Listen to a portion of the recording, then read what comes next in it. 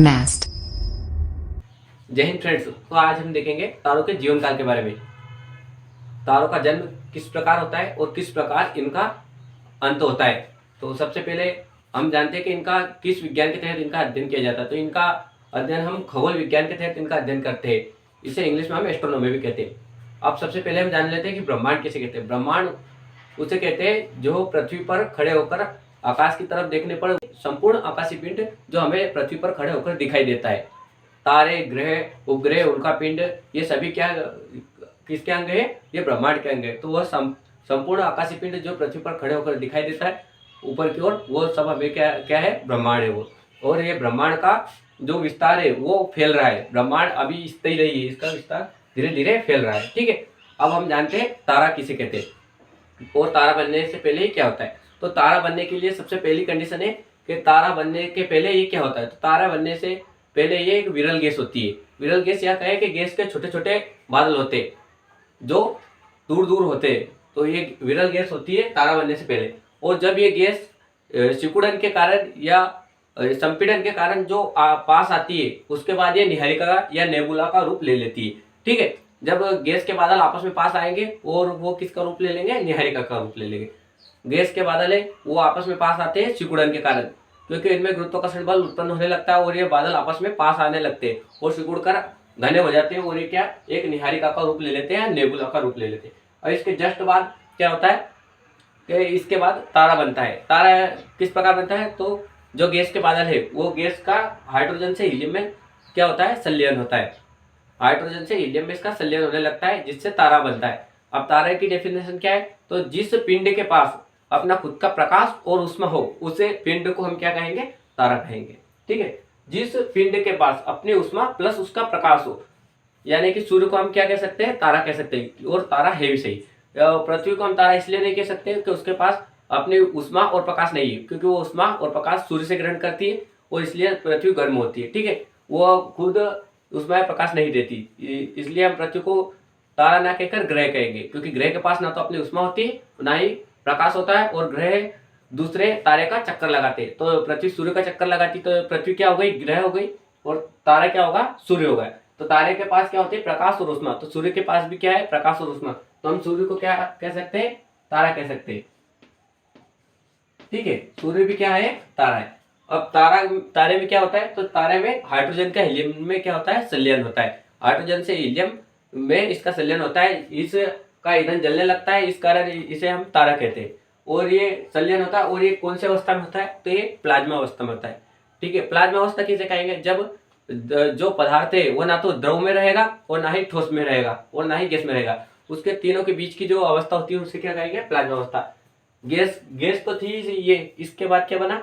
ये गैस के बाद निहारिका बनी और निहारिका से ये तारा बना। अब तारे में ना तो ठोस है और ना ही द्रव है, ये क्या है? प्लाज्मा अवस्था में।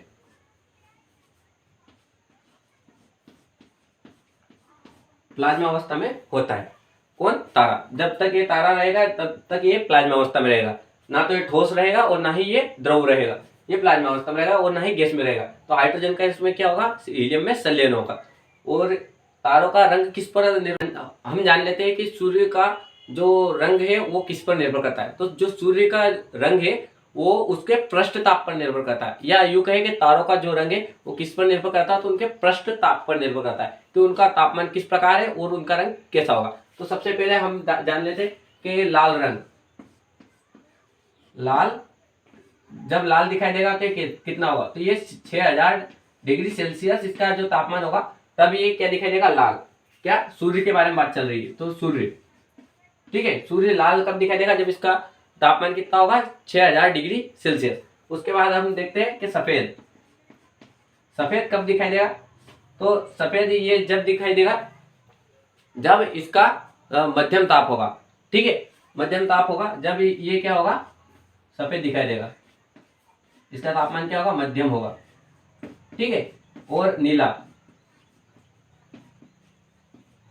तो नीला ये कब दिखाई देगा? इसका उच्चतम ताप होगा जब ये नीला दिखाई देगा। ठीक है। इसका जो नीला कब दिखाई देगा? जब इसका ताप क्या होगा? उच्च होगा। उच्च ताप होगा जब ये क्या होगा? नीला दिखाई देगा। तो सबसे पहले क्या दिखाई देगा? लाल। 6000 डिग्री सेल्सियस पर ये क्या दिखाई देगा? लाल। उसके बाद सफेद जब इसका मध्यम ताप होगा, और उसका उच्च ताप होगा जब ये क्या दिखाई देगा, नीला दिखाई देगा। ठीक है, इतना आपको समझ में आया होगा। अब इसके बाद क्या बनता है, तो इसके बाद सूर्य का जो सूर्य है ये क्या बनेगा, लाल दानव की अवस्था में आएगा। ठीक है, यहाँ तक सबकी कंडीशन सेम होती है, लाल दानव बनेगा। लाल दानव बनने पर क्या होता है, जो इसका ईंधन क्या है, समाप्त होने लगता है।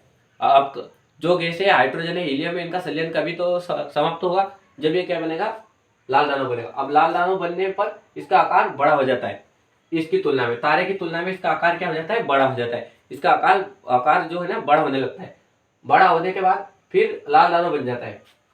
लाल दानव किसे कहेंगे, ये भी एक ईंधन तारा होता है और इसका ईंधन समाप्त होने लगता है, जिसे हम लाल दानव कहते हैं। ठीक है, इसकी डेफिनेशन हो गई, जब तारे का ईंधन समाप्त होने लगता है तो उसे हम लाल दानव कहते हैं। ये इसकी भूगोल की भाषा में परिभाषा होगी। ठीक है, अब इसके बाद क्या होता है, तो इसके बाद दो कंडीशन अप्लाई होती है।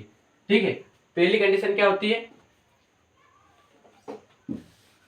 पहली कंडीशन होती है, पहली कंडीशन क्या होती है, पहली कंडीशन ये होती है कि जब चंद्रशेखर सीमा, एक हमारे भारतीय मूल के वैज्ञानिक है चंद्रशेखर, उन्होंने एक सीमा का निर्धारण किया कि जब सूर्य का द्रव्यमान से, जब सूर्य के द्रव्यमान से तारा कितने बड़ा होगा, जब सूर्य के द्रव्यमान से 1.44 या कहे 1.5 गुना बड़ा होगा, तो वो क्या बनेगा, ब्लैक होल बनेगा। और यदि वो उससे छोटा होगा, 1.44 या 1.5 से कम होगा, या 1.5 गुना से छोटा होगा, सूर्य के द्रव्यमान से 1.5 गुना से छोटा होगा, तो क्या बनेगा, श्वेत वामन बनेगा। ठीक है, तो पहली कंडीशन क्या हो गई, पहली कंडीशन हो गई श्वेत वामन बनने की। या यू कहे कि इसका द्रव्यमान कितने से 1.44 या चंद्रशेखर सीमा से कम होगा, तो ये क्या बनेगा, श्वेत वामन बनेगा।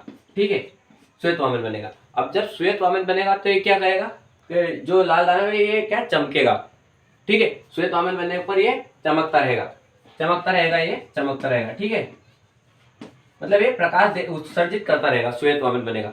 अब श्वेत वामन के बाद इसकी कंडीशन क्या होगी, ये काला वामन बनेगा। एक समय के बाद ये अपना प्रकाश खो देगा और ये काला वामन बन जाएगा। तो पहला होगा श्वेत वामन, दूसरा होगा काला वामन, काला।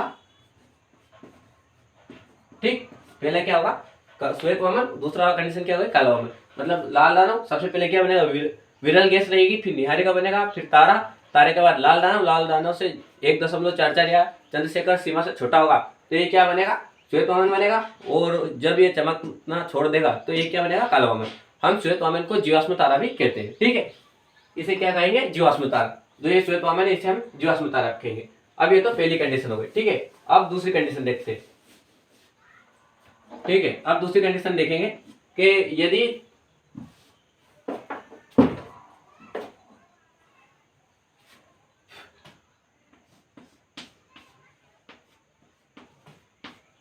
ठीक, अब दूसरी कंडीशन के बारे में देखें, जब तारा सूर्य के द्रव्यमान से 1.5 गुने से बड़ा होगा, या यूं कहें कि द्रव्यमान से क्या होगा, बड़ा होगा। ठीक है, 1.44 से बड़ा होगा। ठीक है, जब बड़ा होगा तो फिर क्या होगा, तो इससे बड़ा होगा तो क्या बनेगा, अभिनव तारा।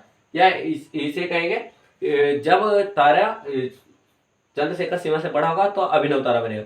अभिनव तारे में क्या होता है कि जो कार्बन जैसे छोटे छोटे पदार्थ है, या कार्बन जैसे छोटे छोटे पदार्थ है, ये लोहे का रूप लेने लगते हैं। ठीक है, क्या कार्बन के पदार्थ क्या लेने लगते हैं, लोहा का रूप लेने लगते हैं, जिससे इनका आकार तो छोटा होने लगता है और इनका घनत्व बढ़ने लगता है। आकार क्या हो जाएगा, आकार क्या होगा, छोटा होगा। ठीक है, और इनका जो घनत्व है,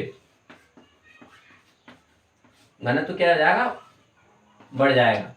घनत्व क्या हो जाएगा, बढ़ जाएगा, जिसके कारण वो क्या पास में आने लगते हैं। ठीक है, पास में आने लगते हैं, आकार क्या होगा, छोटा होगा और घनत्व बढ़ जाएगा। ये मतलब दूसरे ग्रह को अपनी ओर खींच लेगा। मतलब जो जब लाल दानव के बाद अभिनव तारा बनेगा सूर्य, तो यदि सूर्य तो बन ही नहीं सकता, पर जब लाल दानव बनेगा तो भी वो अपने पास के 4 ग्रहों को खींच लेगा। कौन कौन से ग्रह को, बुध, शुक्र, पृथ्वी और मंगल, चारों को अपने में मिला लेगा। ठीक है, तो ये अभिनव तारा है, इसका घनत्व क्या हो जाएगा, बढ़ जाएगा, और इसका आकार क्या हो जाएगा, छोटा हो जाएगा। फिर उसके बाद क्या कंडीशन होगी, अभिनव तारा के बाद, तो सूर्य, इसके बाद ये होगा कि अभिनव तारा है वो क्या, न्यूट्रॉन बनेगा। ठीक है, अब न्यूट्रॉन किसे कहेंगे, न्यूट्रॉन तारा। न्यूट्रॉन तारा बनने के लिए क्या कंडीशन है, तो न्यूट्रॉन तारा उस तारे को कहेंगे जब इसका विस्फोट के बाद बनता है। किसके?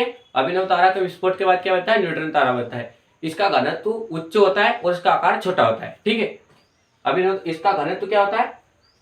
क्या होता है? इसका घनत्व अधिक होता है और इसका आकार और भी छोटा होता है। ठीक है, अब इसके बाद क्या होगा? ये क्या बनेगा? पल्सर बनेगा। तो ये पल्सर बनेगा। उसके बाद तो पल्सर में क्या होगा? ये कभी कभी चमकेगा और कभी कभी बुझेगा। मतलब ये कभी कभी क्या रहेगा? चमकता रहेगा, चमकेगा, चमकता है और बुझता रहेगा, तो ये पल्सर हो जाएगा। और क्वेसर, इसका घनत्व तो वैसा ही रहेगा, पर ये क्या, इसकी जो चुंबकत्व क्षमता है वो अधिक हो जाएगी, तो ये क्या हो जाएगा? क्वेसर। ठीक है, क्वेसर हो जाएगा। इसकी चुंबकीय क्षमता है ना बढ़ जाएगी और ये अपने जो आसपास के जो छोटे छोटे तारे, या यूं कहे कि श्वेत वामन, काला वामन, इन सभी छोटे तारे उनको अपने पास खींच लेगा। ठीक है, अब ये इतनी कंडीशन यहाँ तक आपको समझ में आ गई। इसके बाद क्या बनेगा? ये क्या बन जाएगा? जब ये चमकना छोड़ देगा पल्सर या ये क्वेसर, जब इसकी चुंबकीय क्षमता बढ़ जाएगी तो ये क्या बन जाएगा? Black hole. ब्लैक होल उस अवस्था को कहेंगे जब तारा का अंतिम अवस्था, या तारे की अंतिम अवस्था तो हम क्वेसर को कहेंगे, और ये अंतिम अवस्था के बाद वाली अवस्था है जो लास्ट स्टेज पे होती है, इसे हम ब्लैक होल कहेंगे। ब्लैक होल उस अवस्था को कहेंगे जब तारा पूर्णतः समाप्त हो जाता है या इसका जीवन काल पूर्णतः समाप्त हो जाता है। इस अवस्था में क्या हो जाएगा?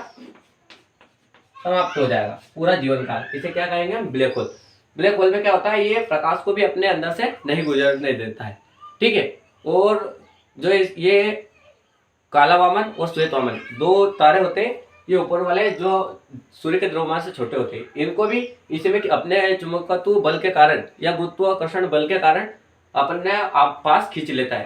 तो ये है ना, सभी जो भी तारे हैं वो आखिरी में जो उनका जीवन काल समाप्त होता है तो वो क्या बन जाते हैं? ब्लैक होल बन जाते हैं। अब हम देख लेते हैं चंद्रशेखर सीमा के बारे में। तो चंद्रशेखर भारतीय मूल के वैज्ञानिक ने एक सीमा की खोज की जिसे चंद्रशेखर सीमा कहते हैं, और इन्होंने ही ब्लैक होल की खोज की। तो इतना आपको समझ में आया होगा। अब एक बार और हम दोहरा देते हैं जिससे आपको जो भी डाउट है वो क्लियर हो जाएगी। सबसे पहले जो तारा बनेगा वो सबसे पहले क्या बनेगा? सबसे पहले विरल गैस होंगी, मतलब गैस के घने बादल, वो आपस में पास आएंगे तो निहारिका बनेगी, और निहारिका बनने के बाद जो गैसें का संलयन, जो हाइड्रोजन का हीलियम में संलयन होगा और ये प्लाज्मा अवस्था में होगा और ऊष्मा उत्सर्जित करेगा या प्रकाश उत्सर्जित करेगा, उसे हम क्या कहेंगे? तारा। तारा बनने के बाद ये लाल दानव बनेगा, और लाल दानव बनने पर इसकी जो आकार है वो बढ़ जाएगा। ठीक है, इसका आकार क्या हो जाएगा? बड़ा हो जाएगा। और उसके बाद जो चंद्रशेखर सीमा 1.44 या 1.5 गुने से छोटा होगा तो ये श्वेत वामन बनेगा जब ये चमकेगा, और ये चमकना बंद कर देगा तो ये क्या बन जाएगा? काला वामन बन जाएगा। ठीक है, और ये यदि चंद्रशेखर सीमा से बड़ा होगा तो ये क्या बनेगा? अभिनव तारा।